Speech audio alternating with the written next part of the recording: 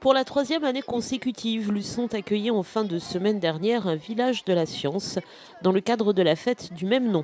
Si cette année les projets étaient beaucoup moins nombreux que l'année précédente, les élèves et leurs professeurs présents se sont beaucoup investis pour cette fête qui, rappelons-le, a pour objectif de promouvoir la science et ses métiers.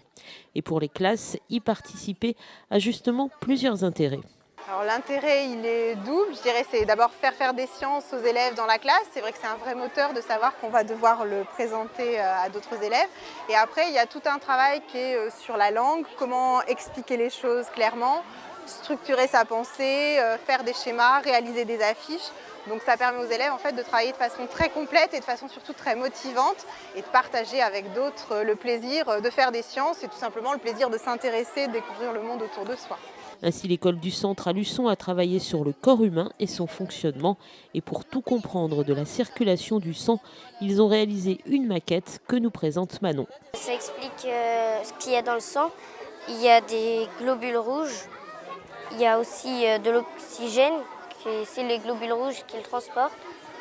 Il y a des éléments nutritifs et on a besoin de l'intestin grêle pour renouveler les éléments nutritifs et aussi on a besoin des poumons pour renouveler l'air, l'oxygène.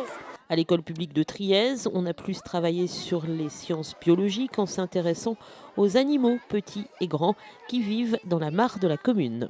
En fait, dans notre aquarium, on est allé en fait à la mare de Trièze. Et à la mare de Trièze, on a pêché en fait. Et on a pêché des limnés, donc c'est une sorte en fait d'escargot. Et nous avons pêché des neppes aussi.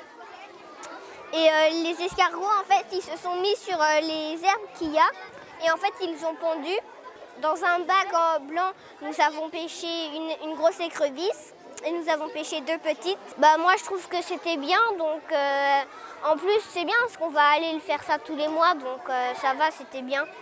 Surtout que c'était amusant. Donc, Des projets vivants et intéressants. Et c'est vrai que pour retenir l'attention des enfants en sciences, il faut toujours passer par les expériences. Ne serait-ce que le corps humain, c'est des notions très très abstraites pour eux. Il y a des notions d'échelle qu'ils ne maîtrisent absolument pas.